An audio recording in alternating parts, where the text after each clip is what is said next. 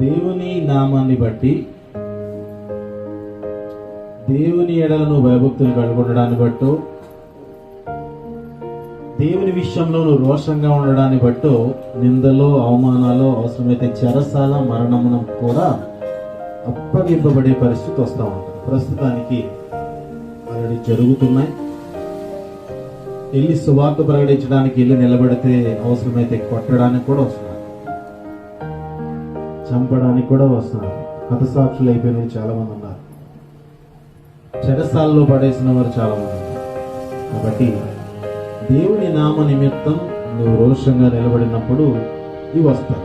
లేకపోతే నువ్వు దేవుని పేరట ఏమీ చేయలేని స్థితిలో ఉంటే, నిలబడలేకపోతే నీకేమేమి ఉండవు. ఓకేనా? నువ్వు దేవుని కోసం రోషంగా నిలబడి సువార్త ప్రకటిస్తావో, దేవుని కోసం నిజంగా, నీతిగా, యథార్థంగా